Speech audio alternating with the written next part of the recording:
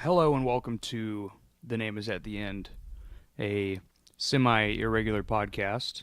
And I am Dustin, and who am I speaking with? Two men, one podcast. This is The Name is at the End, podcast and variety show. A little bit of Don LaFontaine. One man, one passion.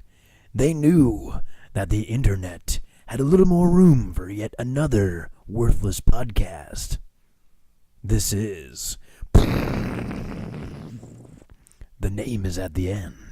Hey, how's it going? My name's Eric. This is a redo of the first episode now that we've worked out the equipment kinks. The technical errors, if you will. They were erroneous. Yeah, I mean, it's not a big deal, but I was seriously wondering after the, whatever the hell I just listened to, if you were actually going to introduce yourself or if you were just going to continue to be Don LaFontaine so that, The late Don God forbid LaFontaine. he listens to this. He can't. He's dead. Oh. Moving on. So, I just derailed it. yeah, I am absolutely... I think that's it. Hey, thanks for listening, everybody. We'll We'll see you in the next episode. We started off strong. That's all we got. Just like these whiskeys and cokes. We are drinking, by the way. Absolutely. It would be unbecoming of us not to be consuming alcohol while recording the following topics that we will be discussing this week. Yeah, people ask me why I don't stop drinking, and I tell them, because I'm a man and I'm not a quitter. Mama didn't raise no quitter. That's what I always tell people. So what's the first thing on the docket for this week? Yeah, what's been rattling around the old brain case? Well, we got these topics here that we're writing down. Pretty much asking who we are. It'll speak for itself. You'll figure it out if you get to know us on this little podcast. What we're about, same thing. But just letting you know up front here, what we need from you guys is when you listen to the topics we talk about, week to week, send in your suggestions. Tell us what you think. Tell us what you like. Tell us what you absolutely hate. And we'll try to adjust because we're here for you. We like to hear ourselves talk. We like to hear each other talk. We like to laugh. We like to have a good time. But so the topics we're going to be going over today, what's up hot and on the menu here is a little bit of online dating. We'll talk about that. My personal favorite. Yeah, the nuances that are behind those sad eyes of that poor 20-something who's into, left-handed roller skating or whatever. Left-handed lesbian Eskimo midget albinos. From Amarillo, Texas. And she's currently online, but she's very selective to who she replies to. She doesn't reply to just anybody. Keep that in mind. Anyway. Yeah. Next up after that, or whatever, these actually won't be a respective thing. We'll just kind of jump into it. We'll try to, segue into these correctly, but I can't guarantee that. Again, we're drinking. But we'll just go over what we're doing. So online dating, texting while driving, or really while doing anything else that actually should require you're paying attention as opposed to fucking texting the, capital letter K to somebody. Club and bar floozies of the club and bar scene. Sure, that'll be interesting. Drinking with local celebrities. You see where that's going. Smoking inside. Rich kid rehab. And then that'll kind of tie into shitty kids in public. That's really all we have. We'll probably think of some other stuff, but we're trying to keep it down to about an hour and a half, so bear with us. Or don't. Watch cat videos for all I fucking care. It's really on you guys. I mean, we're just doing this because we got nothing better to do on a Thursday or Friday night than talk to you poor sad fucks that can listen to this while you're dealing with your hangover tomorrow morning. Yeah. Well, what's the damage? I don't know. Let's listen to The Name is at the End. So, anyway, online dating, I know anybody that watches TV or listens to the radio or is even semi-plugged into the world around them knows that there are hundreds, if not probably thousands worldwide of different dating services online. Some of them are free, some of them you pay for, some of them are on Craigslist where you can just go buy a hooker. Some of them show up on television, you have some old white guy in glasses telling you you're gonna meet your soulmate, and then he's gonna follow you around, sit on the same bench as you. And I personally have absolutely no faith in them. And I pretty bored guy. Sometimes I like to look at dumb shit on the internet, but lately it's been Cat videos. Mostly cat videos and horse fighting. Back from the Wild West days of YouTube. But it's all on LiveLeak now, folks. It's all on LiveLeak. Which neither of those two people sponsor us. God bless them.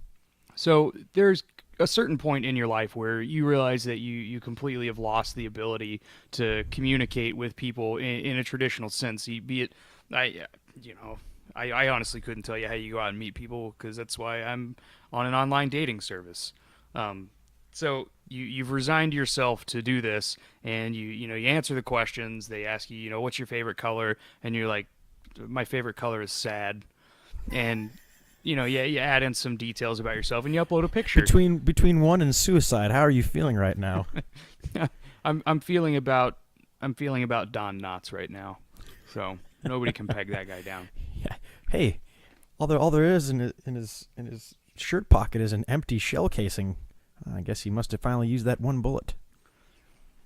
Don Knotts is still alive, for those of you who had Norman, is that you? Oh, look, and Don Knotts is here with us today. Oh, what the hell are you doing, Andy? It's the worst Don Knotts impression I've ever heard in my Now, life. Barn, go ahead and just get back in that bubble top car. You got to go pull over Floyd the barber again. Yeah, something like that. Anyway, so you had a picture, and then they tell you you need to go message people, and you need to say hi and introduce yourself. Now, if you're as socially awkward as I am, even signing up for that is nerve-wracking as anything else can be. I would rather go cliff diving. And you do know that with the marketing out there, these people have to market it to certain different audiences, and you see what are some of the names? Goth get or get a goth.com. Get a goth. Cougars for Cougarville. No. Studs Are Us or J-Date. K-pop. K-pop date. Wait, we're talking about music. Well, then of course there's Christian Mingle. Christian Mingle, Match. Match.com. I think that's the one I was talking about. The old white guy follows you around on TV. And they have your comfort sleep number or something on there. Yeah, of course. There's POF. Oh yeah. Plenty of fish. And then like I said earlier, Craigslist. For OkCupid. Yeah, OkCupid. Not a big fan of OkCupid. But by the way, while you're going online, you should also, if you want to send a person a gift, instead of sending one of those little GIF images of a teddy bear giving a big plush heart a hug, just send them a commemorative pen. Go to penisland.com and make him a nice commemorative pen. And I should also mention that we are not sponsored by Pen Island either, but they do make for great gifts. Yeah, check out Pen Island. Anyway, back to the topic at hand, is that, so it says on there how often these folks reply and how many ways that you match them, where your interests are similar, where they're dissimilar. And so out of the local area, there's probably, 500 or 600 people total that have signed up for this within, I think it was 50 miles of here or something like that. And what I noticed is that every single one of them either replies never or very selectively. Meaning that out of the, let's say 500 guys in the area, none of them get replies, which, correct me if I'm wrong, but doesn't that kind of defeat the purpose of reducing yourself to a dating website? Well, the thing is, some women out there really are smart, and they really do want to see some creativity and some content in what they're reading. But at the same time, I don't really think those women have enough time in their hands to go on an online dating service. So what you're saying is that I should just post the link to this podcast in every online dating response that I send? Absolutely. Abso-fucking-lutely. If you guys think that's a good idea, please let me know. Yeah, let us know. We'll post some. Matter of fact, we'll post a couple pictures of ourselves on the page, and I'm sure all you hot 20-something women would love to hang out with a couple of D-bags that talk about online dating all the time in real life. I mean, what else are you going to talk about? Hey, Yeah, if you don't mind making out with a guy who's got a microphone jammed right in his face, hey, I'm your guy. you know, I'll be your huckleberry. love sounds beautiful from what I hear. But I guess that's to be determined. If we can get some online responses to this topic, I would be interested if I can finally get somebody to respond on one of these dating websites, because I'm just going to start spamming them personally. I don't care anymore, and we'll read some of the responses aloud. I may have told a little bit of a half truth. I actually did get a response the other day. Oh, wonderful! So was it written in the spoken word of generation text? No, it was fairly well written, but so you answer these questions, and then the questions pop up on a news feed similar to Facebook with what your response was. And one of the questions was, do you have a problem dating overweight people? Which, I put yes. I mean, some guys like bigger girls. I'm just not one of those guys. It doesn't do anything for me. Then again, I'm not a, huge like Cindy Crawford fan or anything. Not saying you need to wear a size 00, but only if you're a football player, and it should be the number on your back. Yeah, for winning. 00 win. 70. I don't know. Anyway, so she messaged me. She says, and it's very, very terse. The way it was worded was, where do you get off, buddy? Like, what is your problem with women who are larger than what society thinks they should be? And I immediately thought to myself, I get off on the corner of 3rd Street and go, fuck yourself, lady, and I'm going to explain to you why. And, okay, first of all, let's just talk about the simple fucking health benefits. Look, I used to be a fat fuck. I weighed 250 pounds, and I used to get winded walking down the fucking stairs. Deuce and a half, no big deal. And so why on earth would I want to be in a relationship with somebody who, if I say, hey, baby, let's go kayaking down to the fucking beach this weekend, they'd say, but I'm going to have to use you as the kayak. Yeah, I can't. I got a thyroid problem, and I got type 2 diabetes because I eat too many. I think it's pronounced diabetes. Diabetes. I'm sorry. I apologize to all those of you out there with type 2 diabetes because you can't get off your fucking fat ass and go, eat a salad instead of a cheeseburger 5 times a week. This Jack and Coke is great. Jack Daniels also doesn't sponsor us. Neither does Coca-Cola. But you, our listeners, can sponsor us. Anyway, so, that's what I wanted to say to her. Of course I didn't. I'm not a fucking animal. We live in a society. Yeah, right, Jim Jeffries? Hashtag Jim Jeffries. / Wilford Brimley diabetes testing supplies. So, I of course said, no, it's just not something I'm interested in. And I'm actually, and this is, I've never told many people this, but I am honest to God afraid of fat people. They scare me. Is that because you're afraid they're going to fall over like a beach house on stilts in a strong wind, nor'easter? Or no, it has a lot to do with just they kind of lumber around and they're always breathing heavy. Well, hold on now. The word lumber suggests real work being done. Well, I mean, it is work to lift up your 400-pound thighs. Hey, famous man, wise man of Ron White once said, if you're that fat, why don't you just stay home?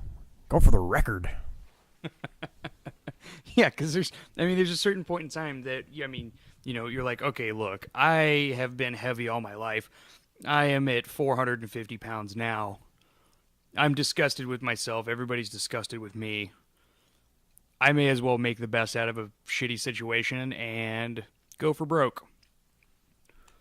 Or go for choke. Choke. On your chicken. Anyway, so yeah, that was the one response in the last, what's it been, a couple of months now that I've gotten anything back. And, I have my own experience with online dating, and I had a Russian teacher. She also moonlit as the manager of a diamond jewelry center at the mall. I kind of took the online dating thing a little too seriously. Told myself that the right one was out there for you. Yeah, the right one was out there for me, and the old guy with glasses and the leisure suit would be following her and me around. sitting on the same bench as us, and I'd be on TV soon enough. Match.com. Match.com, where you're not going to find anybody. Match.com, where you're not going to find it. They also don't sponsor us. You remember that? What was it? Was it Saturday Night Live where they had lowered expectations, or was that Mad TV?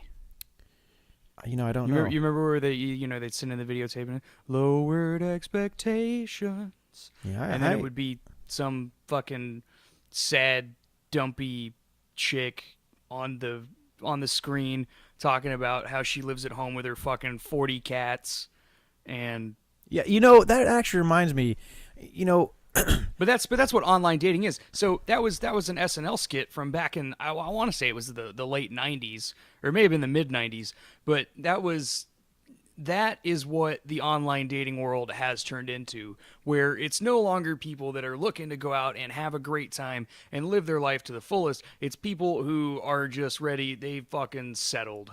They're prepared for death. You want to find somebody to be comfortable with. And I'm not saying there's anything wrong with that. It's just, let's be honest and not try to make it into a bigger deal than it actually is. And that's the thing, too. These people on these online dating sites, they take themselves way too seriously. And I'm not going to lie, some of these people are so abso-fucking-lutely ignorant that their ignorance becomes funny because it's confident ignorance. It's arrogant ignorance. No losers, please and thanks. But it's spelled, N-O losers, P-L-Z-N it's almost T-H-X. Like, it's almost like with, early users of the internet, there was the casual user, and then there was the more tech-savvy individuals, and he was very astute with his ability. Yeah, the elite speak. His ability to 1337 his way all over the internet. It's almost like there's a new form of leet speak. Generation text. Yeah, and these people. I mean, I have no idea what the fuck they're saying half the time. I feel kind of want to punch him in the fucking face. I feel kind of bad because I've been watching a lot of stand up lately because there's nothing else on Netflix that I care to watch. And so Doug Stanhope, is one of my favorite comedians personally, and I feel myself just, the more I complain about things like this and just calling people out on their bullshit and their outrageous expectations for what they're going to find in an online dating site, all I hear is him in the back of my mind screaming, Stanhope 08, Stanhope 08, libertarian candidate, and then going on some diatribe about a, toothless midget hooker in Korea. And how you should fuck the tax man by getting a carpet installer and a pool guy to do a little bit of that old economic work called, what is it, consequence of needs or consequence of wants? Coincidence of want. I always call it just goods for services. Yeah. I mean, that's nothing wrong with that. Anyway, so online dating. It's fucking bullshit. Don't waste your time unless you really want something to do. You're bored. And especially for you people out there that like to play these MMORPGs. Yeah, massively World of Warcraft. Yeah, well, massively multiplayer online role-playing games, or as I like to call it, MMORPG, middle-aged men online role-playing as girls. I'm sure there's a lot of that. Really, really, guys, you should go out, and girls, and apparently there's another gender nowadays with the pop culture. I think it's polysexuals, pansexuals. I've heard it both ways. Go both ways. You gotta go out there and realize that the biggest role-playing game out there today, and it's free. It's called Outside. Massive, 50,000 different archetypes of characters, multiple languages to learn and speak. I actually think that Carl Jung would disagree that there are far less than 50,000 different archetypes. I mean, I was being generous. Not to throw this into like a philosophy podcast or anything, but that's one of the things I've been reading up on recently is Jung's version of archetypes, and there are certainly less than 50,000. Yeah, but I would say that it'd be a lot more vibrant and great experience to be able to hit those those key points that make a person who he or she or it is, keeping in line with that great old-fashioned pyramid known as Maslow's hierarchy of needs. I'm pretty sure you could hit Pavlov's dog. Maslow's hierarchy of needs. Oh. Wow, look at that. We're actually teaching somebody things while drinking Jack Daniels and smoking inside. That's a great segue. Thanks, man. Okay, so I guess up next is... Smoking inside. The boys' room doesn't count.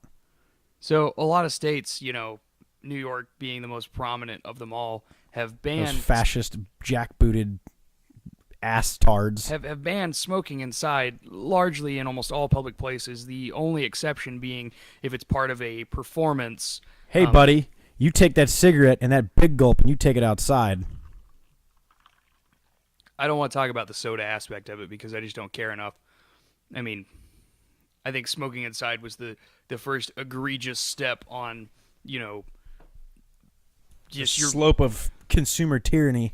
Your right to do whatever you want as an adult, and as a business owner. Look, if I'm a fucking cigar store, yeah, I'm gonna have guys inside smoking cigars. Like, well, why wouldn't I? It's my primary income. Fucking logic here. That's his customer base.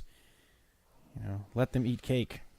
Let them. But smoke one of the their places cigar. that you can't smoke here now is restaurants and bars, well, anywhere for that matter, just, your own private residence.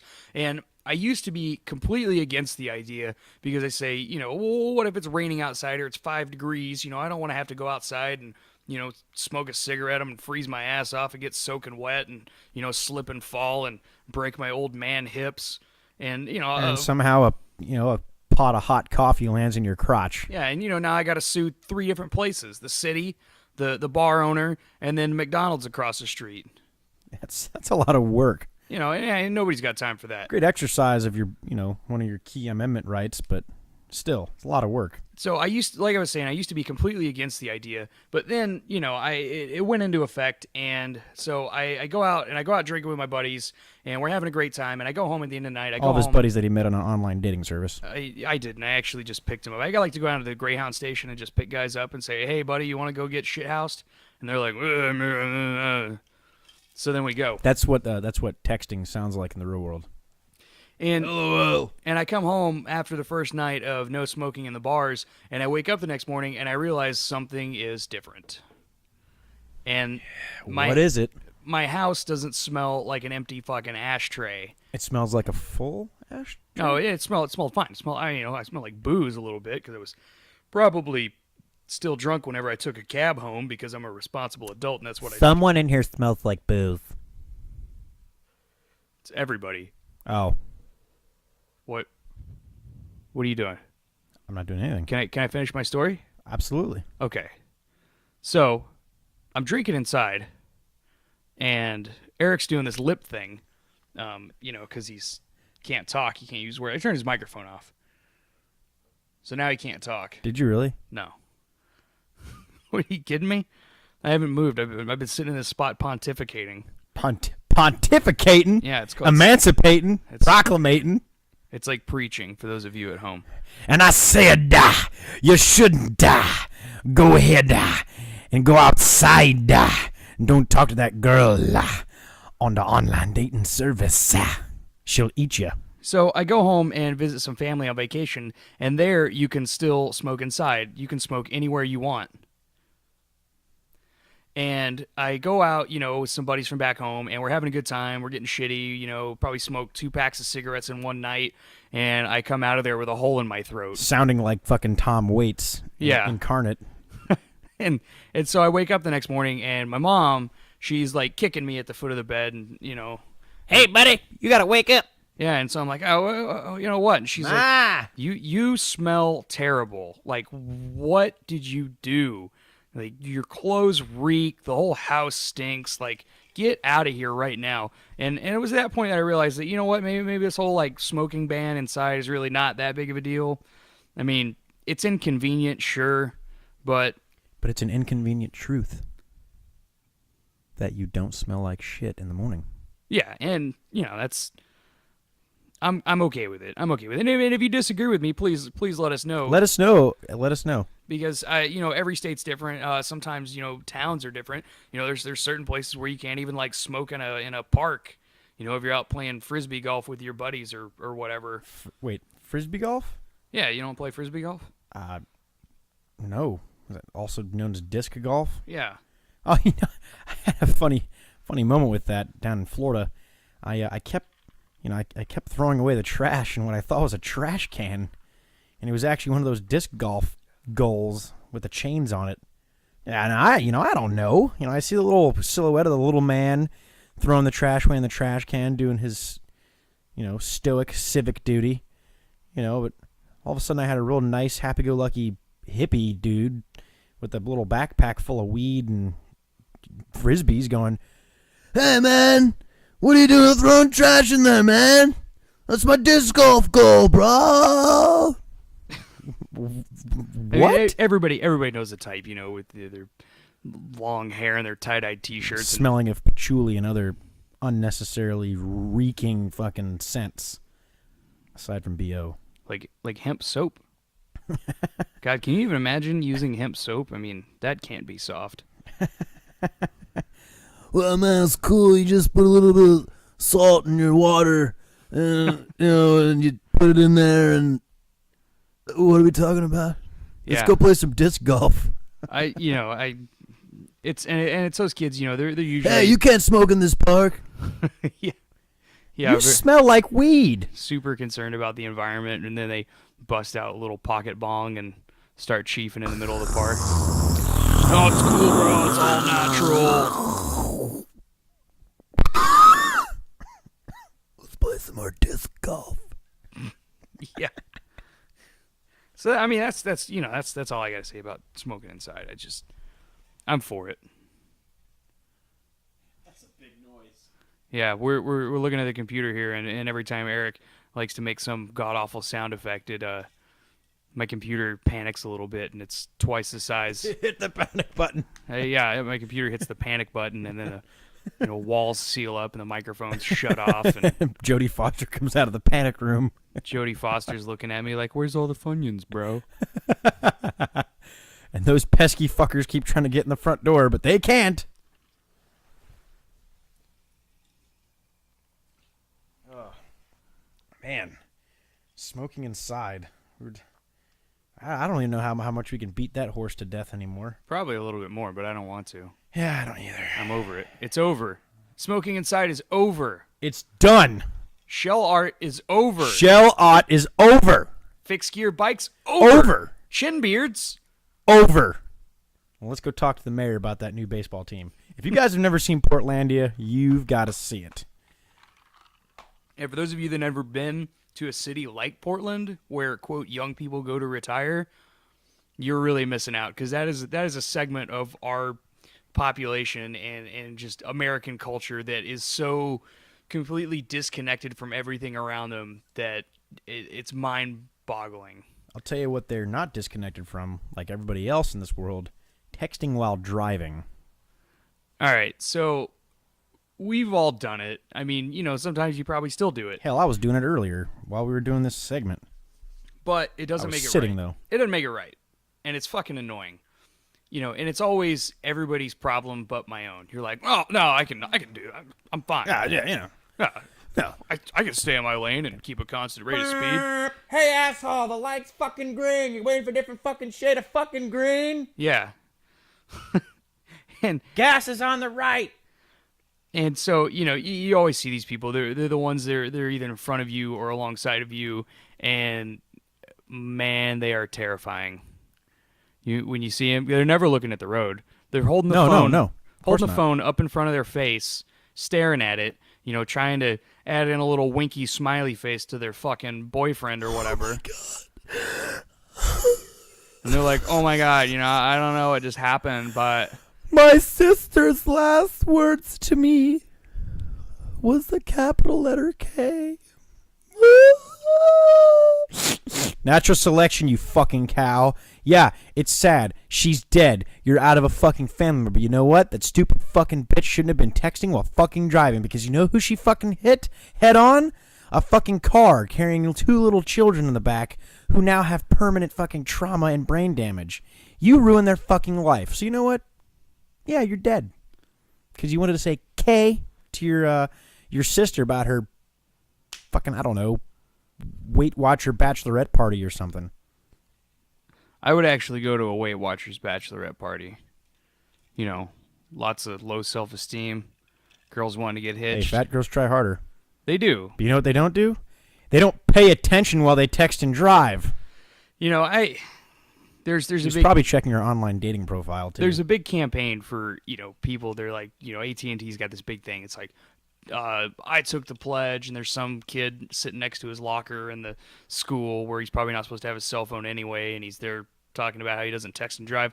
I'm not convinced he's old enough to have a driver's license to begin with, but it is very distracting to everyone around you whenever I have to immediately heighten my senses and put in extra effort so that I don't get sideswiped by you in your fucking Kia minivan while you're texting whoever the fuck about something nobody cares about, where you couldn't wait an extra 5 minutes to go, you know, just wait at least to a red light. Wait till you're at a red light to stop and let them know what's going on. Or here's a novel goddamn idea on your cellular telephone. Call the motherfucker. Hands free. You don't even have to use hands free. You could just, you know, pick up your fucking phone Put and call the speakerphone on and stick that motherfucker on the dash. And I'm not saying that talking on your cell phone and driving, you know, I mean, studies have proven that it's horribly distracting to still do that. But you know what you do when you're doing that? You still have your eyes on the fucking road. And at least. And, you know, both hands on the wheel. If you go hands-free, stick it on speaker and put it on the... But again, the guy actually goes back, you know, like in the state of North Carolina, you know, distracted driving is apparently a real deal thing now. It's a $100 fine, I think. Yeah. If the cops see you texting on your phone or otherwise, you know, putting on your makeup or, you know, eating a burrito or something, then they can pull you over and they give you a ticket for that. and even if it's one of those burritos that, you know, for some reason you get it from the gas station, it just won't fucking heat up all the way. Fucking depths of hell and brimstone and fucking fire on the outside, but deep down that center is a cold-hearted bitch that just won't heat up. Like my ex-wife? Like his... Oh. Ooh, hey, hi-oh. Hi-oh, hey, if you're listening to this, it's all true. None of it's... You know, I might not always be right, but I'm never wrong. My grandfather is, you know, he taught me that one. He used to have a rocking chair that was made so that it leaned forward so he could feign interest in any conversation. Which is great. That's actually a Stephen Wright joke. I can't. You know, I have lifelike eyeballs tattooed on my eyelids. Have you ever seen Strange Wilderness? I haven't. Oh man! So Jason, what is it? Jason Lee, I think is his name. I don't know. He plays a stoner kid in almost every movie he's in. Is he the one who played My Name Is Earl? Oh yeah. So it's not Jason Lee. Because that guy's a creepy Scientologist. He's also a professional skateboarder. Bet you didn't know that. He used to skate with fucking Tony Hawk back in the day, man. Tony Hawk. Tony Hawk. That's a throwback. A fucking name I haven't heard in a while. I know. You know, I realized that Tony Hawk is almost the same age as my parents. And he has about 17 times more broken bones than your parents, I bet. That's a good possibility. I don't know. I've never looked into their medical history, you know, with HIPAA and all that. They're kind of touchy about that. I was at the doctor's office the other day, and they have my chart sitting there next to me, and so I open it up, and I'm reading it, you know, just seeing what they're saying. Hey, you can't look at that! Yeah, and that's what the nurse told me. She said, hey, you can't look at that. And I was like, I can't look at my own medical records? And she was very adamant that, no, I cannot look at that. And I was like, am I going to amend something? And she's like, well, we don't want you to make any changes to anything that's going on. And I said, well, but this is all, this is a printout from a computer. This what is am I all going to write on the digital. fucking crayon? Yeah, I mean, hold on. Let me write in my own chart with my broken hand. He has a broken hand, by the way, I have folks. a broken hand. It's amazing. I strongly recommend it if you don't want to do anything, because you can't. You'll break some dishes. The only downside is you'll have a hard time probably spending 2 to 3 times more time maintaining your online dating profile. Which, with one hand, is quite a chore. Yeah, it really is. I don't know. We kind of left that one hanging. That one, Yeah, that one fell a little flat. Fell a little flat. I don't know if I don't want to offend anybody here or anything, but Yeah, we're trying to gain listeners, not lose them. This is our pilot episode. yeah, so. it's like, I mean, I'm gonna send this one up to the network, and they're gonna tell me, hey, Which network? your mom. I don't know. PMSNBC. Communist News Network. Hey, CNN's got some good shows. They've got headline news. Anthony Bourdain. They've got Anthony Bourdain's got a thing coming up. I really like Anthony Bourdain. I'd like to meet that guy because he just does not give a fuck. He has a dream job. He travels all over the world to these exotic locations and eats in these wild restaurants, very upscale places, and drinks and drinks and just gets hammered everywhere he goes, and then just talks massive shit about everything. And they pay him millions of dollars a year to go do this. We're actually about to go do that, if I'm not mistaken. You and I. You and me. You and I? Yeah, you and me. Me and you? The King and I. I do. Where are we going? I think we're going to Austin, Texas. Austin, Texas. The last bastion of Stuff and live of the music. University of Texas. At Austin. Austin, Texas is kind of similar to Seattle and Portland in some respects, in that it's completely different from every other major metropolitan area surrounding it. I mean, within hundreds of miles. Especially suburban and rural. Yeah, well, I mean, because there's people there. They've got hippies. They're everywhere, mostly because of the university, but also just kind of the environment down there. It breeds. It does, because looking at it geographically, you would think, oh my God, it's in the middle of a desert, but that's San Antonio, just down south of there, off I-35. It's not necessarily true. It's actually really nice. They've got beautiful landscape. They apparently have beautiful women, and people are really into like outdoor adventure sports, like mountain biking, and there's some folks do kayaking or things like that. Apparently, there's a really nice watering hole northwest of there. I don't know. I've never been. Oh, well, we're about to be. Well, there. actually, that's not true. I drove through there once. We're the name is at the end. We're going on the road. You'll see us soon, like Antiques Roadshow in Austin, Texas. Yeah, you can bring your old vases and trinkets and knickknacks, and we'll appraise them. But I mean, for a price. That's just what we're saying it's worth. So I wouldn't just take it straight to auction. I wouldn't fucking buy it. Why not? I'd tell you how much it was worth. Well, yeah. I mean, I'm not going down there to buy a bunch of, antiques or, beer steins from the 1940s. Oh, well, see that Waffenamp under there? The swastika? This is Nazi memorabilia. Hey, why don't you get your Nazi piece of shit dinnerware out of here, buddy. Hey. This is Austin. All right? We're keeping it weird. We're keeping it weird in Austin. Not fucking Nazis. Not a bunch of Nazis. You take that shit to some SLC punk kind of convention, all right? So, SLC Punk, what was the guy? Not the one who was in Scooby-Doo. It was the guy that played Shaggy. Yeah, no, I'm talking about the other guy. The dude, he's on How I Met Your Mother now. Marshall. Played, that's his name on How I Met Your Mother. Is the Jason something? Oh, I don't know, man. I thought you were talking about Doogie Howser there for a second. No. I was gonna say I didn't think that guy. No, I'm not talking about you, Doogie Howser. Oh, I'm not Doogie Howser. Oh.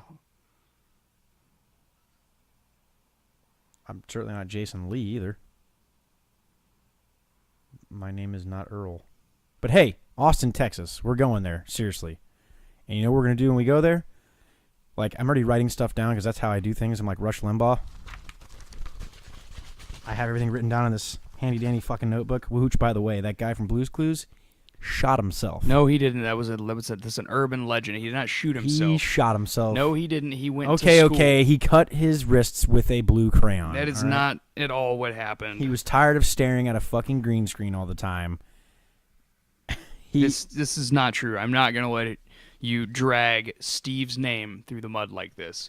He actually left the show, went to go finish a degree and was still part of the production team while he was finishing school. Why? Why Dustin knows that? I have kids. Why wouldn't I know that? Oh, well, I don't have kids. I am a kid, for Christ's sake. But when we go to Austin, we're going to do some stuff. Primarily, we're going to try to drink with local celebrities, and we're going to go out and we're going to check out the club and bar scene. More so the bar. I'm not really I don't know. Dustin, are you a club kind of guy? I do not do well in the club environment. I detest clubs. Dustin and I, we've been to a few places around the world where loud noises and big crowds kind of make us a little bit edgy. But here's looking at you, New England. Yeah, here's look. What? Yeah, it's horribly crowded in the Northeast. Oh yeah, hey, Atlantic Northeast, get your fucking shit together, all right? What? Stop fucking around, Scarecrow. I didn't bring my fucking. I didn't bring my pads. fucking hockey pads, all right? Yeah, that's right. Ben Affleck's gonna be the new Batman. Huh? What's the matter with you? How do you like them fucking apples, huh? Hey, Robin, put your apples away. Matt Damon. Goodwill Hunting for Batman.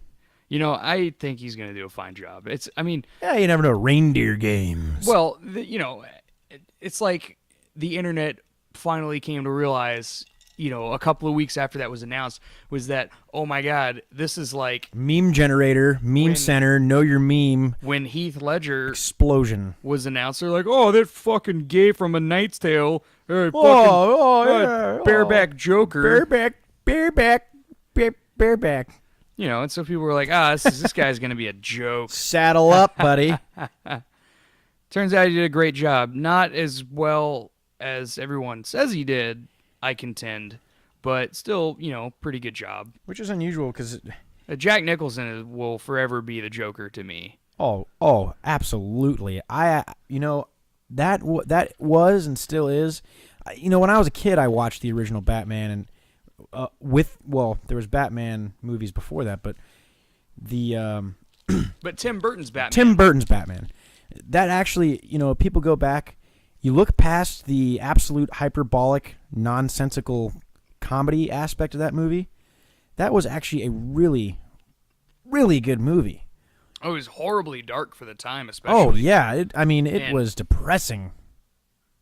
And there's... hey, take this one. Okay, so there was a slight interruption here. One of our friends came over. He stopped by. Go ahead and introduce yourself. Hi, I'm Trevor Nicholas.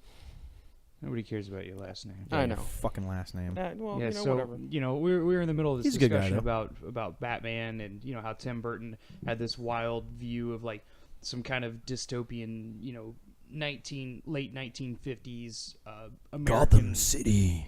American City, and that's kind of where we left off. City of Gotham. Yeah. We were saying the Batman, maybe we'll, Austin, Texas, that's what we're talking about. Maybe we'll see Batman, because apparently, if any of you out there that are listening to this are from Austin, Texas, which I highly doubt at this point in our podcast career. We have Wud. Yeah. I know of Wud. Correct me if I'm wrong, but I was going to your tourism website for Austin, live music capital of the world, and hey, look at that. We have a bridge that goes over the river with 2 million bats that live under it. So hey, maybe we'll see Batman. Well, that's where they do South by Southwest and Austin City Limits. Yeah, it's a great public access television show. I am totally misinformed. I have no idea. Well, okay. Well, the thing is for the longest time, Austin, Texas is known as the live music capital of the world. Okay. And for the longest time, they've public broadcast services, PBS. They have a show called Austin City Limits, where every weekend they play a conglomeration of the live music that is played there, because there is a live music event happening all the time. It's usually some kind of indie band, like I don't know. That's where that Florence Plus the Machine got started. Kind of, it's where kind of regionally popular independent bands can get themselves put out on a national stage. So of course there's hundreds of thousands of groups that are trying to break into that market so that they can be on TRL and getting dry humped by Miley Cyrus. Interesting. twerked- so twerked. it's kind of like the purgatory before you move west to California. Yeah, well, yeah, It can't be. some of the people clung on for dear life when God turned the United States on its side, shook it with the East Coast on top, and all the crazy people fell and hit the West Coast. Sort of like an idiot's manifest destiny. Good. It's like a hipster manifest destiny. Okay. But all you right. probably never heard of it. No, because that's where I was born. I was born into that. As I'm ashing into this mustache, just this highball glass that has a mustache printed onto it. As I adjust my Ray-Ban Wayfarers, that transition when it's bright out. Oh, snazzy. Yeah. Gotta love technology. So, Batman, whatever. You've Austin, never that heard. You trip's probably never coming heard up, of it. And like we were saying, we're gonna get some man on the street interviews, try Yeah. to find the greatest people we can. Yeah, our whole thing. So just in case if you know us well enough, you better watch out because there's a good chance that one or both of us will have a pretty high-powered voice recorder in our pocket because we're going to take some anonymous interviews of some dumb people. I'm talking hippie, use the back door while you're playing your disc golf, dumb. See, the only thing that's flashing through my mind when you say that is like you guys are like actively trying to seek out Techno Viking. Like that's the only thing I see. No, see, I would hang out with him. He may be down there. He might be. There Does he might speak be English? I don't. He's Canonist. I don't know. I imagine he speaks Scandinavian. Like I am Techno Viking. bakery. I am Ams Techno Vikings. We'll get the hot piss of pea. he works in an organic bakery, gluten free. It'll kill you.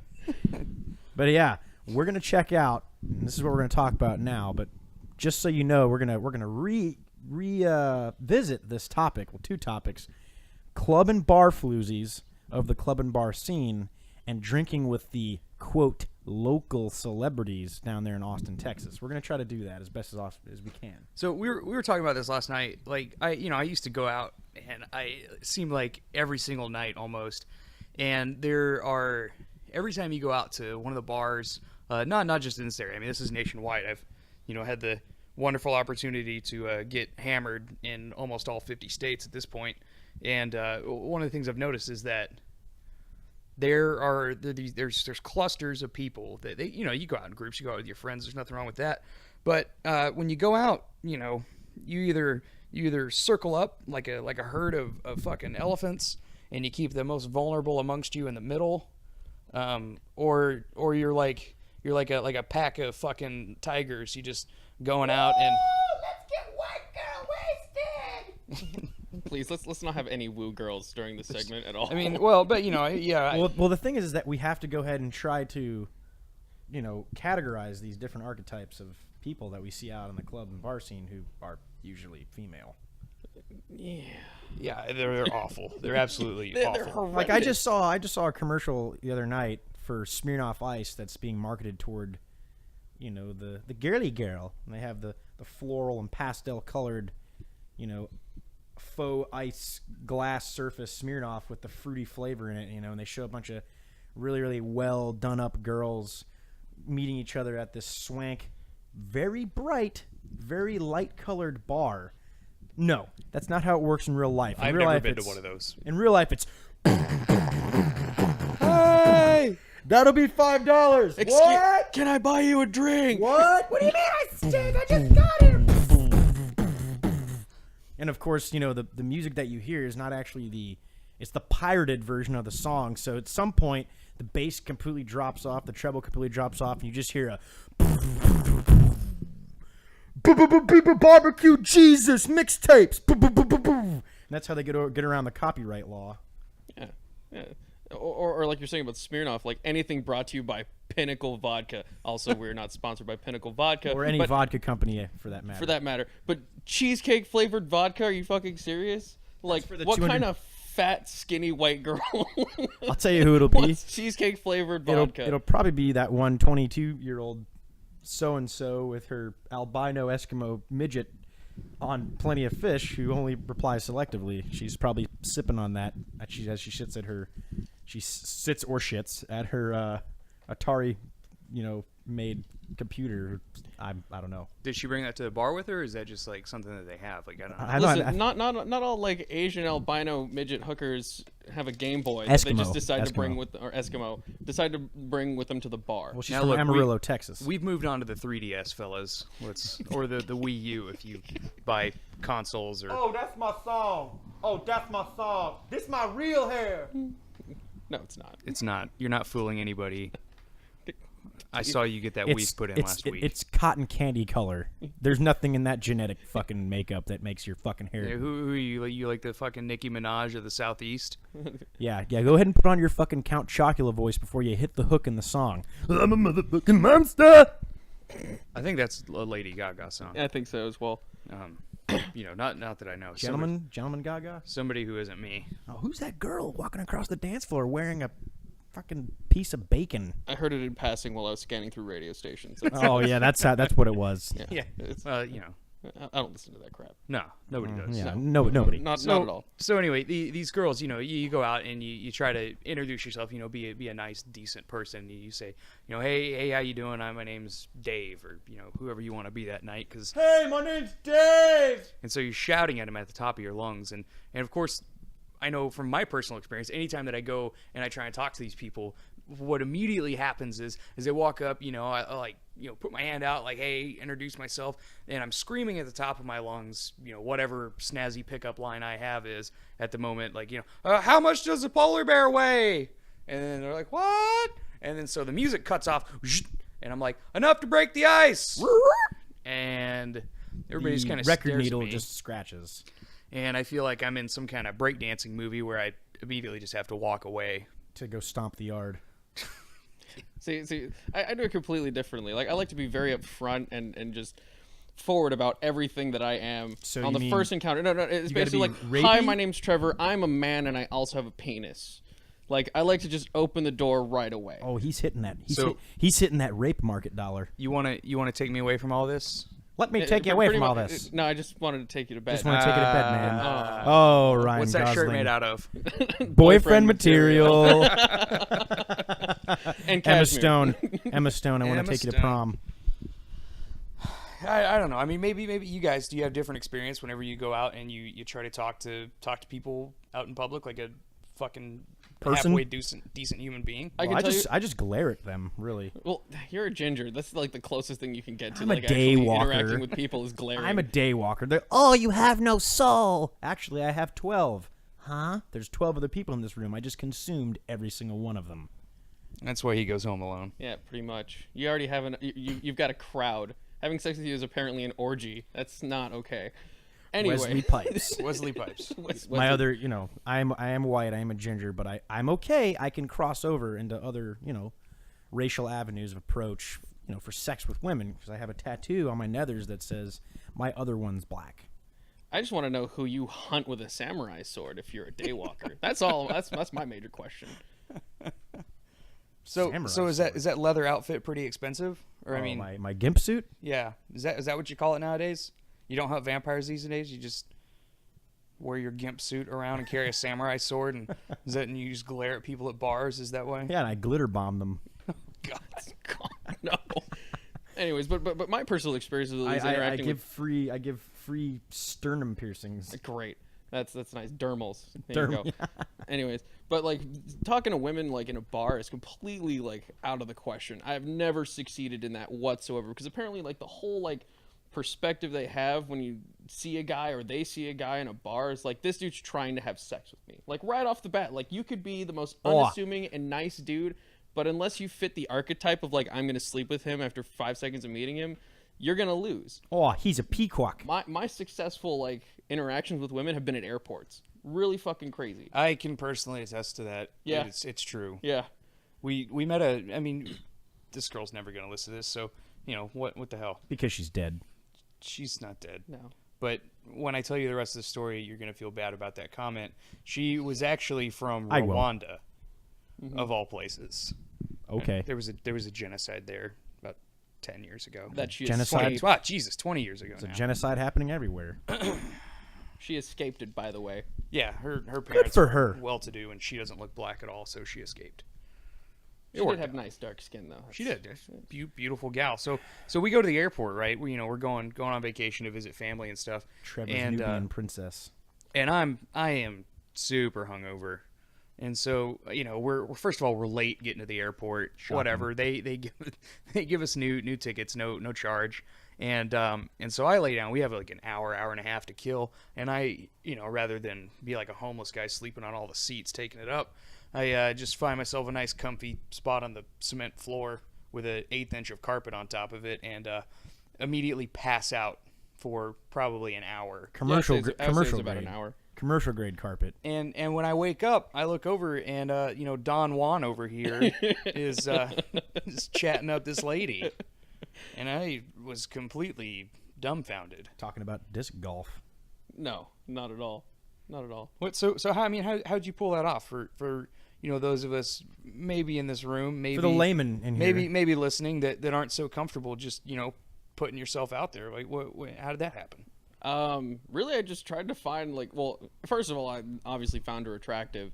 So, I guess the way I went about it was just trying to find something completely unassuming that she was doing, and then try and find some witty way to approach that. Like, she was there, we were there 6:30 in the morning? 6:30 or 7, yeah. 7 in the morning. You pick your nose often? No, that was not my pickup line. Although I might have to try that now. But she looked obviously miserable because, as it turns out, she had flown into where we're located on accident because she's a foreigner, and multiple states have the same names for this, cities and shit. So she flew into our podunk asshole of a town on accident. So she looked miserable. I'm like, so why so sad? And then the conversation started from there. And from what I understand, foreigners are pretty open to conversation, and that's As opposed to Americans. As opposed to, it's true though. The fuck you looking at, buddy? Well, I mean, I can attest to that.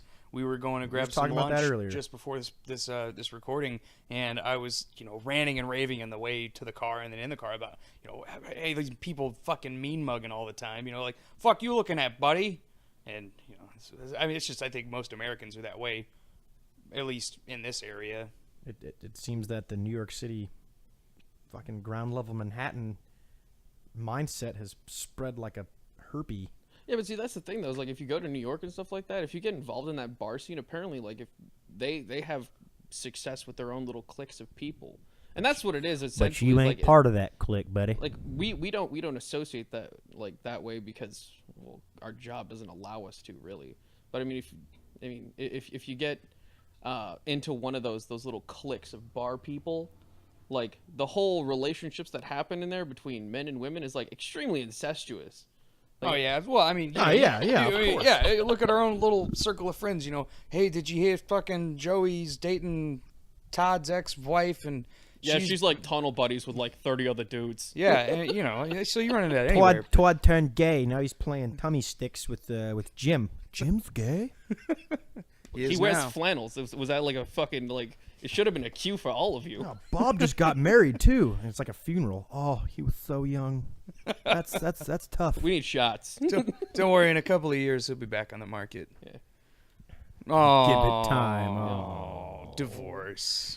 It's a hell of a thing. It's good for you though. Do you know why it's so expensive? Why is that? Because it's worth it. Let it be known, ladies and gentlemen, that I am not married myself. Nor I. But and I'm not anymore. So we're up for grabs. We're taking applications. If you're into that sort of thing. And by that sort of thing, we really don't know what we're talking about. Yeah. But 'cause, I mean, let's be honest. How many of us have been able to maintain a stable relationship for more than 2 years? It didn't end well. No, I don't recommend it. It never does. Womp. But why kick a dog when he's down? Because he deserves it. But back to the topic at hand. Bar floozies. Okay. Club and bar floozies. We're trying to keep it focused here. We got to try to put them into some kind of categories so that when you're out there, when you finally decide to not sit behind your computer and hang out on your POF or OkCupid, and you actually want to go meet some real, squishy people out there in the world, you can actually feel and touch. But not too squishy. Not too feel and touch. It's a little rapey. You might go to jail. Sometimes that works though. I mean, it depends. Just you got to know your audience. You got to know your environment. We're gonna try to categorize these people. So how would you guys go about that? There's the woo girls. Let's we just get that already out of the way. The woo slash usually white girl wasted. Woo! That's my song! But it's completely independent of any, skin color or, socioeconomic group. It's just that is now. Here's the thing. Bottom line up front, we really aren't making this a racial thing, or this is just what we've observed from our current modern society is how people classify these things. Yeah, it's archetyping within the context of the bar and club scene. Right, and some of you people, there I go. Some of y'all out there have people. Yeah, there I go. Some of you guys out there have never heard these terms. So, and they're a little door in the face, and by door I mean sliding glass door when you were 5 and you broke your face. They're a little bit shocking when you hear them, but just remember, we're not attributing it to any necessary race or class of income. Right. So, white girl wasted is just how we classify it. What would you guys say? I mean, good Lord, I see these people all the time. It's like, oh, hey, let's have a glass of wine, and a glass of wine turns into it's fucking 3 a.m. at the strip club, and you got she's bottle begging, service. She's begging the bartender to let her drink the of bar body rag. shots. Yeah. What's that? And you buy a whole tray of body shots, and you just tell the body shot girl to get the fuck out of the way because you're slowing me down. Yeah, you're fucking up progress. I'm trying to drink the bar rag. Yeah. So, I mean, Can you just wring that out in my mouth? Which is another one. That's who I like to call the vulture. It's that girl or that guy out there. Oh, these people just walked away from their drinks. Oh, you mean there's a cigarette in that one. The Kesha group. Yeah. She literally sings about taking other people's drinks. Yeah. Those drinks up from the tables when they leave them. Yep. That's a horrible idea. I mean, vulturing is not a good thing to do. We don't recommend it. I am super proud of not having the oral herpes to this day, despite my years and years of sordid indiscretions. past and litany of just he's a ne'er-do-well. Just one string of bad life decisions after another. Yeah. But I draw the line at picking up somebody else's drink because, one, I'm not a huge Rohypnol fan. Although I still don't know where you buy things like that. Plus, if you take them, you don't get laid. Let me just throw that out there right now. I've been taking roofies for years, and it does not work out the way they tell you it does. No, not at all. So, okay, so we got the vultures, who are just, the white girl wasteds, the woo girls. Then there's the cock blockers. My good friend Chris, he puts it in a pretty nice way. He says, guys like that, when you're supposed to have the wind under your wings, those wingmen that help you out, hey, bro, you're the wind under my wings, man. You got to help me seal this deal. We got to close this deal tonight. He turns out to be the wind over the wings, the downforce, the guy that makes you fucking crash and burn and basically glare at him angrily because you're also the DD that night and everyone else is having a great time. And it's only because he doesn't want to take one for the team, Yeah. He's taking one from the team. Yeah, which that's not okay. But that's actually a little bit different than what I was actually I was talking about the female version of that, which we might have to classify as differently, which is we'll classify it differently. Yeah, but the girl who, you're talking to her friend, and her friend might not be the most attractive one in the group, but she finds it like some personal and moral responsibility to keep her friend from possibly hooking up or going home or bringing you over that night. Oh, the cock crusader. Yeah. That one, or the man hater. Let's call it the man hater. That's a good. Yeah, the man hater. The man hater at the bar is probably by far my most abhorred female archetype. Like, I hate this person. There's absolutely no good reason for them to be this way. And you can't hit them. No, you can't really do anything to them. If you say something wrong or sideways, they'll hit you in the face. Like, the only person and then you get thrown out. Yeah, the only person that I can think of that handles this very well is Sling Blade from Tucker Max's I Hope They Serve Beer in Hell, because he has absolutely no reserves on telling these people how fucked up they are. I've never read that book, but I've been told several times that I am that guy. I don't know how valid that is. No, you're Walter from The Big Lebowski. Like, put the piece away, man. They're calling the cops. It's not gonna take your shoes, dude. I'm not buying it a fucking beer. He doesn't have his own bowling shoes. This dog's got papers. It's a fucking show dog. My experience with those women is like an example I'll use pretty recently is I was out with my buddy and his wife and a couple of their friends, and it turns out somebody that we met pretty recently, and a coworker, oddly enough. And, we're out, we're having a good time, we're drinking beers, we're listening to a band play and having a super time. And so they asked me to, take pictures of them. And, I'm not going to sit here and try to fiddle fuck with somebody's phone and figure out how to use it when I'm shit-faced. So I use my own phone, I whip it out, ladies, and, snap the photo, and I'm going to email it to them. So I'm doing this for a while, taking pictures of different groups of people. And he starts to sending deputize himself as the club venue promoter. Yeah, it turns out they have me on payroll now. But so this girl from the group that I'm with, illegal immigrant wages, which is 55 cents an hour. Yeah, La migra. times like these, buddy. Economy's to love hard all again. over. So You learn she to love comes again. up to me right before we're all getting ready to leave, and she's like, "Give me your phone." And I'm like, "Why? Like, if you're gonna put your number in there, that's weird. Because no." But so she grabs my phone and she proceeds to go through it and deletes every single picture I took, including the ones that I'm in, including ones that just, people she doesn't even know because they're my friends, not hers. And, makes this huge issue out of it. I guess because she was, how do you say, fat. And didn't like the way that she looked on camera to the point where she felt the need to take something that wasn't hers and completely own it. Oh, don't take a picture of that. That's my bad side. That's all. Well, the world exists in 3 dimensions, lady, and you're not helping your And you're case occupying all of them. No, at once. all three dimensions. I didn't know I had a fisheye lens on this thing. Oh my god.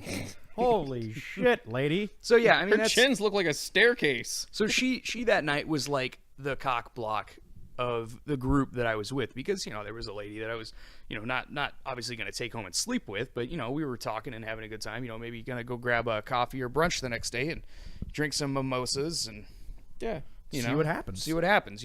That's the thing. Man, people like to deny this, but the whole purpose of going out and having a good time is to meet a very, very important part of humanity, and that's to eventually fornicate and keep the species going. It's embedded. It's not always like that, but I mean, sometimes you just want to be nice to people. I mean, it's It's being social though. Like that's what we call it, having a good time. Like if you're gonna go out and have a good time, have a good time. Yeah. Like if you're gonna go out with like the preconceived notion that like whatever happens you have to defend your your inadequacies and your insecurities and thereby taking somebody's phone and deleting all the pictures, like screw that. You're not having a good time. You're so self-absorbed with how fucked up you are.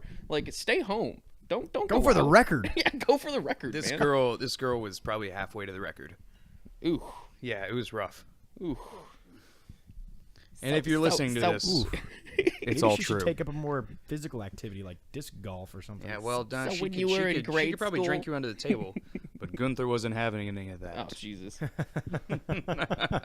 Hey, Jim Jeffries, Yeah. if you're listening to this, don't. Yeah. Stop now.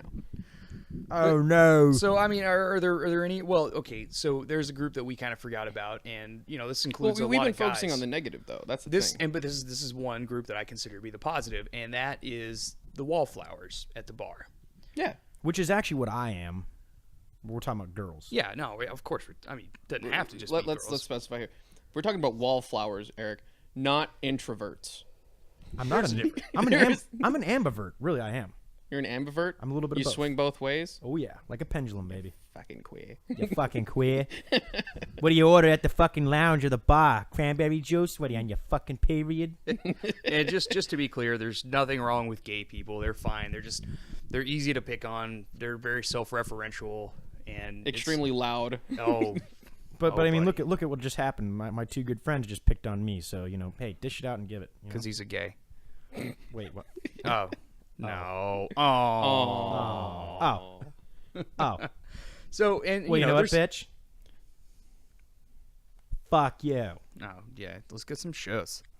But so there's usually a girl, I mean, she may be there with 1 or 2 friends, and they're sitting at the bar, and Or at the booth. or at a booth, by themselves, reading a local gazette, looking at the next hot indie band that's going to come through. Which that basically means she's going to be there What for. decade do you live in? That a means that cassette? Look, that means it's the village voice. Wait, I mean, what you really mean is that she's like going through all of her shit on her phone. on her to see, fucking you know, phone. No, Thank you, Trevor. the last Thank you, place that Trevor. you and I went to, they had a local paper, and it was Well, it was every like a pla- local listen, independent paper. Every place has a local paper, but it's the older yuppie couple. That, oh look, they've got scones on Sundays at the car show. And they're oh, Arthur, gluten-free. you know you love those car shows. And he just making those dad noises like Jesus fucking Christ. Which that's actually another archetype of the club we'll get into later is the displaced persons. Oh my god! But that's let's another stay negative. on topic. Let's open up the wallflower thing. Like I think it goes back to like the socially awkward girls. Like if I'm actually in a bar and the number of them is like the ratio, of you know all the other negative archetypes to just the socially awkward girls. Like if there's a high level of socially awkward girls, that is like heaven for me. And I've Because Trevor never seen is a bar socially like that. awkward. I am socially awkward. As am I. I'm an introvert, as they say. like if it's just a bar full of people, like they're at their first high school dance and they're all just kind of sitting around staring at each other, like Chaperones are standing there. yeah, you're what do I Fucking do? touch her behind Your the fucking- waist. your second period math teacher sitting in the corner, you know, like He's what drunk. the fuck is this guy doing here? Mr. Peterson, what are you doing in a bar? What? I was just playing some disc golf, and then my English teacher was a huge stoner. Yeah, Father O'Malley, I didn't know you came here. Oh, bless you, my son. I know where you do come. Oh! Little Timmy's right over there with the parted hair. Oh. But he got a new pocket protector, so it's okay. Yeah, it's all right. So yeah, I mean these girls, you know, they're usually, you know, I mean they're very very nice people. They're just nervous. They're you know doing what a lot of us try to do and just you know kind of put themselves out there, but they're never willing to just go up and start a conversation with you. And I for one think that those are the only people that you know frequent bars or not necessarily frequent, but they go to bars or generally not clubs because that caters to a very certain type of people. The first three groups we mentioned, and God love them, I don't. I either. someone's got to love him. Yes. And so yeah, I mean, when you see these people, you know, you may be like us, and you're not just gonna go chicken dance up to them or something if that's what. Hey people do girl. nowadays. Hey girl. yeah. Yeah. What your maiden name was? But here's the thing, like the socially awkward ones are the ones that usually like you can actually engage in a conversation with. Yeah, and you can talk about that hot new Modest Mouse record. Can't guarantee they'll look you in the and eye. then, and then invite them to brunch and then an afternoon game of disc golf. Yeah, you fucking hippie. Hey, Well, hey, just know look, that. man, I wear boat shoes. It's cool. Just know that. I'm wearing. Well, I'm not really wearing boat. I'm wearing, Those are Vans. These are man slippers. These are I- Walmart brand man slippers. I wear Chuck Taylors. God. Now we're talking about shoes. When did this turn into? Never mind. Anyways. No, back- but no, just know that the awkward girl might not look you in the eye, but at the end of the night, she's gonna fucking Twitter, twatter, Facebook. Oh, I met this guy. He's so interesting. And they're probably a lot better people that On you the outside, by the inside, we mean the confines of the bar. Well, yeah, on the outside of the bar and just in life in general, they're probably not, you know, getting fucked up all the time, and they generally don't have all the crazy emotional issues that they're trying to drown in alcohol. They went there. They went there to hang out with their groups of friends. They didn't necessarily go out there trying to find anybody. Right. But just so you know, all you socially awkward girls out there. Oh, how do I say this without sounding like a fucking stalker? Please come find us. Please come find us because Please come find us. because we actually We love you. dig you guys Yeah, because you guys, we know that deep down you're probably really fucking cool and you're very selective as far as Who you interact with. with whom you associate, and we're cool with that. We I think Respect. we dig that. I think that's what people say now. Respect or dig or, you know, jive. Or, Jive, you know, I'm picking up what you're vomiting onto the table. You know, Wrong group. I'll hold your hair back, baby. oh, That's not that's rapey at that's all. the white girl wasted. Wait a second. That's the wrong group. Yeah, Hey, that is- so but then there's another group, and you know, Trevor, you and I went down to a club. It was an actual club. Oh God. And and we had a super time. Yeah, we did. It was, you know, it started off awesome. It ended awesome. I didn't sleep that night. I was pulling like a 36-hour day. I had to walk around for 2 hours getting coffee. Yeah, next well, morning. you know, you're a thirsty guy. Look at you. Yeah, exactly. And so, but then the type of girl then was the one that will dance with everybody. she's not there under any presuppositions of, you know, Are you talking about that Dixie chick? yeah. Oh God. Yeah, well, either Dixie or I don't even remember those other girls' names. That one, she was, I don't know, it was one of those lesbian chicks. I don't know. Actually, speaking of lesbians, great group of people to hang out with. They really are, but if you get on their bad side, God help you. Yeah, because they will try and destroy your soul. They will kick you with their steel toe boots. They weren't actually. The majority of them were. Well, actually, I wouldn't say the majority of them, but Half of them. half of them, 50% of them. Hey, I see what you're doing of there. The lipstick category. Lesbian. Yes. Which actually, sorry to interrupt you guys, but that's actually a pretty good thing about a gay bar is you're, you know, if the clientele is primarily women, you're probably 2/3 of that crowd might sleep with you. Or at least just have a 1/3 kick-ass time. Yeah. Aside from the fun, the bonus is 1/3 are bi or confused, and there's that other 1/3 of them that are completely heterosexual, but they went there with all their other friends because they wanted to get away from all those. Hey girl, hey girl. With that. The grabbies. Yeah. Well, the grabbies, like that's another thing. Is like what's been having the best success for me, and like talking to women, and not necessarily, I wouldn't say like pulling them, because that sounds like I'm a player, because I'm not. Is Just remember, Lana Turner and her daughter's inability to not murder somebody aside, she was right when she said, ladies, that a gentleman is simply a patient wolf. Because I tell you right now, eventually, oh my God. eventually, Yes, eventually. we're going to devour you. Right. I, on the other hand, do not subscribe to that mode of thinking. What has been having the most success for me is approaching women without the like even possibility of sleeping with them and just talking to them. Right, yeah. Like I have absolutely I'm- no reservations. Like if anything, I am actively trying to avoid areas of conversation that might allude to me possibly wanting to sleep with them. And I have to watch out for that because as introverted as I am, sometimes I'm just a naturally promiscuous dude. And I say things You're that a guy, you have a penis, it happens. Man. It happens. And I'm sorry, ladies. I'm sorry, but there are times that I just, I crack those jokes. Yeah. Anyways, but Let's okay, so just to wrap this subject up because we have beaten this one to death. So for the females and for the males we have, the wingmen, the cock blocks, that's both genders. You got the grabbies. starters, you got the enders as far as the conversations and the nights, how they go. The grabbers, the grabbies, hey girl, what your maiden name was? what your butthole tastes like. Yeah, the creepers. And then you got the girls, you got the white girl wasted, you got the the wallflowers. Personal favorite. And then the cock blocks, and then Man haters, that's what we then call you got them. the man haters. And I think the last group that we should talk about is We also were talking about the displaced people. and that's who I want to talk about. It's just the people that are That older couple. Not even an older couple. It's just like the guy who, like, I mean, if you're like me and I went down to the beach last weekend, just to go try out a couple of new places and scout some locations for an upcoming episode. Hint, hint. Not Austin, Texas. But I go down to the bar. I don't know a soul in this town, and I walk up and they're like, "What do you want?" And, I mean, this place they only have they only A sell, short like, skirt and a good time. That's what I want, barkeep. Because I'm one of the grabbies. Every one of these places, this place that I went to, they only have like these beers that nobody's ever heard of. They sell wine by the glass. We have dog cock on the rock. Oh yeah, it's a local beer. a local brewery. This is a Hefeweizen that I brewed myself. It's a cranberry pumpkin mix. As he's adjusting his Ray-Ban. By the way, I'm an anti-hipster because I love to reel and bait these people in because they're like, "Oh, you're a hipster," and then they find out what I really do, and they're like, "Ooh."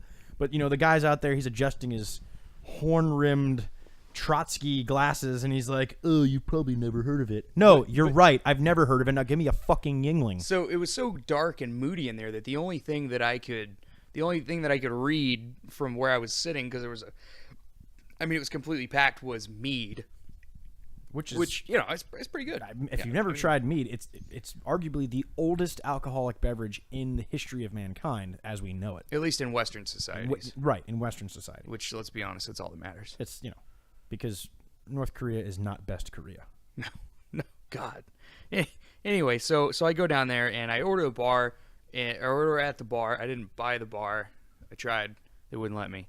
And We don't accept credit cards. yeah, so I go outside, and first of all, I paid with cash, and this is one of those places that whenever they give me my change, they give me 50-cent pieces and dollar coins. And $2 bills. Yeah, and I'm like, You've never heard of it, buddy. yeah, like, okay, like that's kind of like cool, whatever. I don't know where the fuck you're getting these coins, but Coupons for PBR. yeah, but good on you. No, Coupons. they actually didn't have PBR. Whenever you walked in, the sign said no Miller, no Budweiser, and no Coors. And so I was like, They God. didn't say no Yingling. They did have Yingling. Hell yeah. By the way, DG Yingling and Sons, please sponsor us because I love that beer. So, I was the displaced guy in the bar. I didn't fit in. I've got some tattoos, but I don't have like piercings or anything like that. Ear gauges. Yeah, I'm a pretty normal looking guy. I was wearing like khaki shorts and a polo shirt, like I wear anytime I go anywhere because you got to look for success or something. And I just kind of sat outside smoking cigarettes and watching people. And every He was bar, wallflowering it a little bit. every bar you go to, there's always one or two people or maybe a couple that they go to some place with this expectation, and it's completely the opposite of what they thought it was going to be. So this isn't a bed and breakfast? yeah, Why are those people over there whipping that girl against the saddle? Man, this is a goth bar. Oh, jeez. Oh, that's like wearing a 3-piece suit to a biker bar. You just don't do it. yeah, Yeah. But sometimes you don't know. Like if the place is called, I don't know, the Pud collar. or the Highball Express, thinking Highball Express is either a really good place to score some Charlie or. Well, that's really all I can think of off the top of my head. Yeah, this is a great place to score yayo or Cocky. yeah. Or that's about it. Yeah. Which actually, that reminds me, man. Which that's a really good game of disc golf. Oh, man. Fucking hippies. They use the back door. Yeah. Well, in most bars they do because using the front is too mainstream. Yeah, the club is like a mullet. I gotta ask you though. So that was the last one. Displaced people. Sometimes it's the the awkward kind of I'm a new guy here trying to feel the place out, and then sometimes it's that old middle-aged couple that, like we said just now, we thought this was the wine tasting and it's a goth bar. There's S&M going on. But that reminds me, if anyone out there, on the Facebook page, let us know if you've ever happened to find yourself drinking with either what is or it is construed as a local celebrity. I just got back from Louisiana, and I happened to find myself out at this bar called Finnegan's Wake, drinking with a local meteorologist, and he was convinced that we were a film and actor troupe or group of guys that were just out on the town. I heard they're making a sequel to Geely, so it may have been that. Yeah, and he was just adamant. Jiggly 2, the divorce. He was subtitle. It was worth it. Yeah. He was convinced that we were celebrities as well as him. He was likening himself to us, which we weren't even that at all. But I had this guy roped. I just had him roped up in this, and he was like, "Come on, man, you could tell me." I know that's not really what people from Louisiana sound like, but come on, man, you could tell me where you. What? Boy. Hold there. Well, it wasn't that either. Remember, this was Central Louisiana, or Senla, as they call it down there. He's like, "Come on, man, you can tell me. Listen, I'm a little bit in the low-level showbiz myself, man. I'm a local celeb kind of. You're on local access television. So no. So this is what happens. He goes, "Come on, man, you can tell me." So finally, I look at my friends, and I'm good at doing my voices and my impressions, which I'll do, at a later time, but. He was just convinced that I was some kind of like character actor, and finally I had to cut him off because I was getting fucking tired of it. I was like, okay, all right, if you shut the fuck up, I'll tell you what show it is, but we can't really go broadcasting that, pun intended. And he goes, all right, cool, man, totally. So what is it? I was like, have you ever heard of a show called American Pickers? He's like, yeah, man, fucking totally, man. It's not that show. You know, this guy, it's like whenever you tell him his story originally, he probably thought that this was, you know, he was going to get his chance to get out of fucking central Louisiana, move somewhere that fucking matters. He gave Well, me... yeah, have you ever like seen or talked to anybody from central Louisiana? I actively avoid it. Yeah. It's kind of like Canada to me. It's like The only I know thing there's I a lot know- of really cool things that are probably up there, but I haven't been up there. The So only- as far as I'm concerned, nothing exists. The It only is thing no that I man's thought land. existed there was like an army base or something. That's all I thought was around that area. That and the ass end of Tornado Alley. Yeah, and you know, the extras cast of Hurricane Katrina to, you know.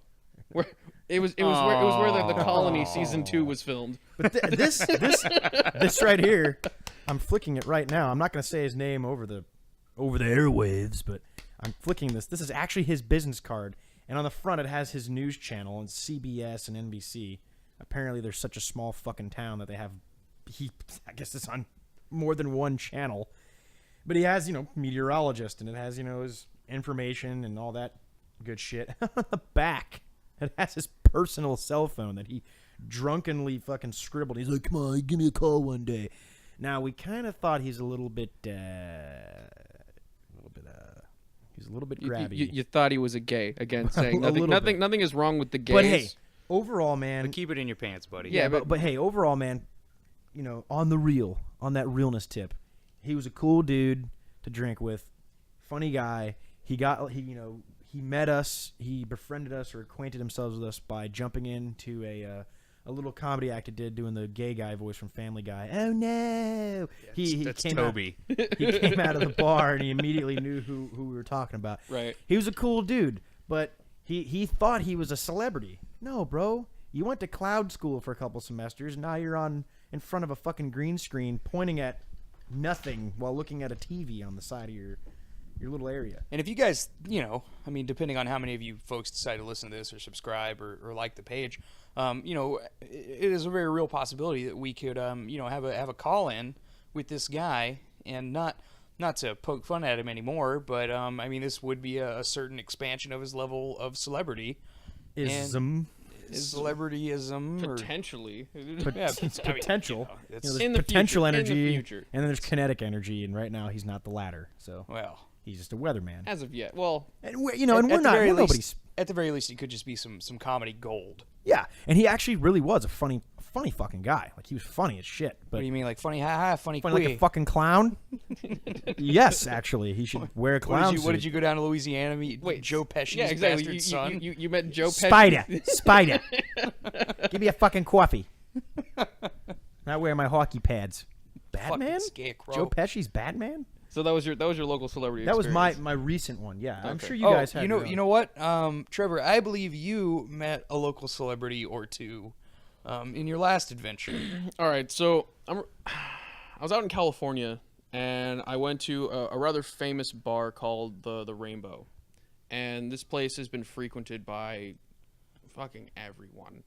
I have a family member who actually works there, who I'll not say their name, but I went there to go visit them specifically because I hadn't seen them in like 4 years. While I'm at this bar, I happened to meet 2 porn stars. Now, granted, Nice. they're not the typical, like, they're not your porn stars from like Pornhub or, you know, RedTube or anything like Were that. they Like, the 2 girls, 1 cup girls? no, actually they were not. What about the finger one painting of them ones? was Ron Jeremy. That's and that dude, let me tell you, looks like a saggy Skeletor. Like that, he is aging poorly. Funny guy. I went up and said, like, you know, hello to him, like, had a few words. He probably doesn't even remember this even happened because I'm pretty sure he was sucking his own dick. blissed out of his mind. No, apparently he does take girls up to the second story of the bar and bangs them in his personal, like, booth And by on the regular. and by bang, you mean he engulfs them with with his The years have not been good to Ron Jeremy. his no, essence. they have not. But I mean, I did meet him. I did get to say a few words, and it was very interesting. The other porn star that I met, and these are porn stars who are from I almost want to say like the I wouldn't say the golden age of porn, but like the silver or bronze age of porn. Now the second person, I'm not going to say her name for her sake, especially because I'm friends with her now, and I mean I vaguely keep in touch with her. But you know, I met up with her, and you know, we started talking, and like the first thing that she says to me is like, you know, if a girl comes up to you and slaps you in the face and pulls your hair and scratches your back, you know, what does that tell you? And I'm like, that means that she wants to have sex with me, which apparently was a response that she did not expect from someone like myself. And then she proceeded to ask me if I was a Guido, in which I said, no, I'm Greek. And she started rambling You're Greek hanging to out me, in and I'm Southern like, California. This isn't fucking East Jersey. Jesus. yeah, exactly. Well, I mean, this particular porn star is like, she's out of the porn business. She's doing a lot bigger and better things. Like she's starting her own she's starting shooting for a show that's going to be on HBO and shit like that. Names of which I'm not going to be, you know, stating. But I mean, If you give us enough description of it, though, I bet our audience can figure it out. I'm sure they can. Is she but blonde, brunette? all right. I'm not going to get into that. It changes weekly. No, it actually doesn't change weekly. She has black hair, but she's doing a lot bigger and better things. But actually, getting to know her, like I didn't actually know that she was in the porn industry until somebody told me. All that I knew is that she was a really hot older woman, and at the time I didn't actually know that she was older. I thought she was maybe like in her late 20s, early 30s. But she was super cool, and we ended up just hanging out on Venice Beach the following day, and that's pretty much my. What'd you guys do? Did you go down there and get a sweet workout in, or like? No, actually, we just went down there and hung out. We walked up and down Venice. We hit the Santa Monica Pier, and basically just talked about a lot of stuff. And I mean, she's got friends in like a couple of the motorcycle clubs around there. So I mean, like we talked about Like Hell's motorcycles Angels? and stuff. Possibly. I don't know. Oh, 88s, baby. 88s. Son of Anarchy? No. Oh wait, that's not real. You know what? I cannot stand that fucking show. I'm sorry. Like I liked it, but it's just the proliferation of, you know, motorcycles in the area, and this is nationwide, where everybody started their own little clubs, and you know they think they're gonna go off and be the next, you know, Ron Perlman starting some kind of legacy criminal organization. And I think that's what a lot of people forget, is that they're not like hanging out at the club drinking beer and fixing motorcycles all the time. They're committing fucking felonies and murdering people. They are running drugs and weapons across state lines and like national lines, like And ruining entire communities. yeah. And anyway, so, you know, local celebrities. I wish I had a cool story about drinking with local celebrities, but, you know, since most of them are still in office, I don't want to talk about it. Holy shit.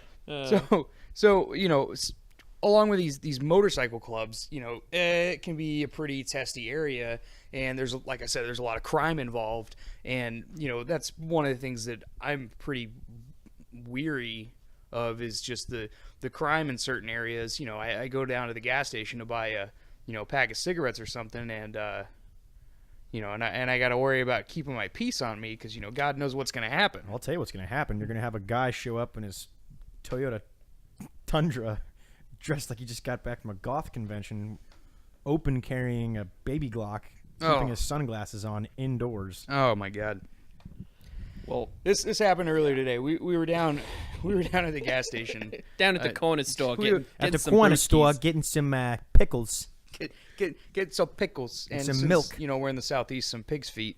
Yeah, And- right. Getting and, some pork rinds. and this fucking guy Comes out of a this fucking guy. red Toyota truck with all this like basically what I like to call, hey cop, you know, profiling vehicles, pull me over. This You know, is like zombie stupid response bullshit on the back of vehicle. the back of his bin window, and then on the side, he's got this little sticker that has a biohazard sign on it that says "Zombie Response Team."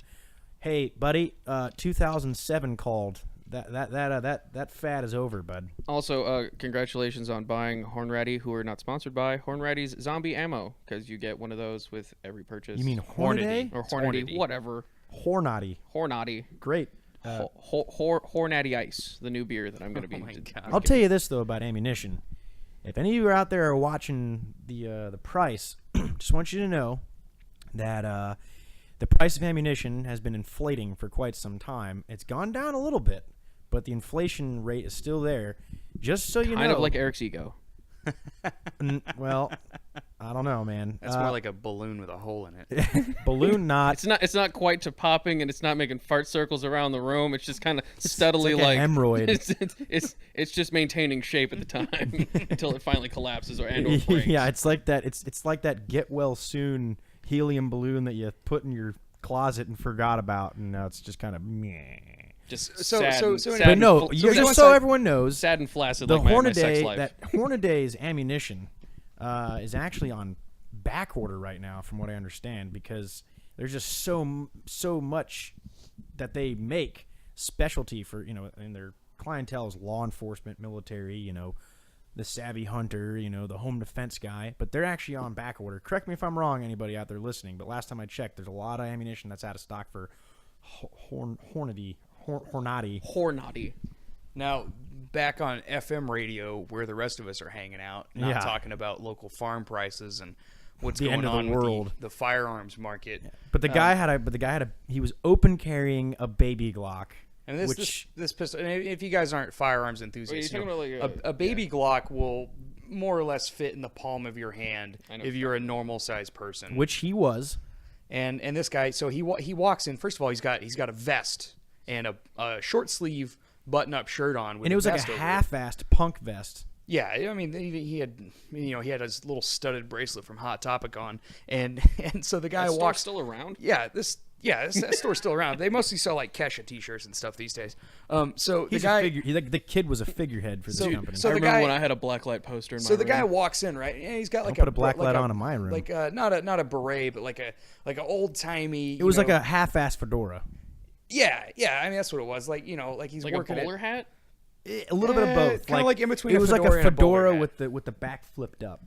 and so he's got the, Shitty beard. the same sunglasses I have, or they may have been like Wayfarers or They weren't. They were like Oakleys. Oakley's version of those, and I have them. They're halfway decent sunglasses. But this asshole walks in to the gas station. His Not sponsored by sunglasses are Oakley. still on. He buys like a fucking bag of chips and a pack of smokes or something. And the lady at the counter is like, hey, it'll be this much or whatever. The dude doesn't say a word because we walk in right behind He him. doesn't even say hello, yes, thank you, Nothing, ma'am. nothing. He just walks in with a fucking gun in his hip, which I'm a huge Second Amendment advocate.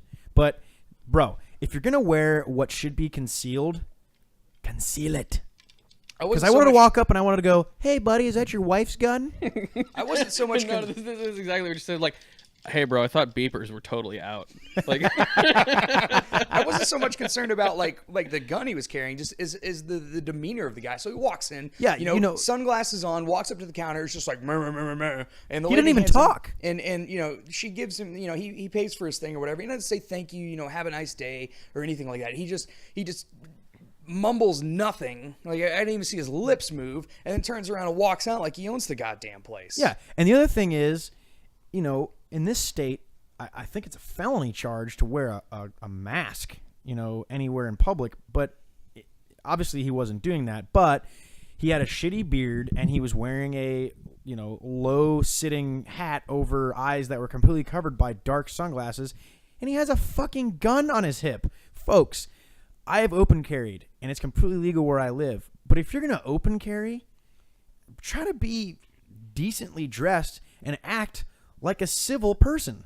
try and be unassuming and unsuspicious. I'm serious. This has actually happened to me. I've gone to a grocery store, kind of later at night, and I was open carrying for my own protection, and I had to go up to the service desk because I can't remember, the item wasn't ringing up correctly or something.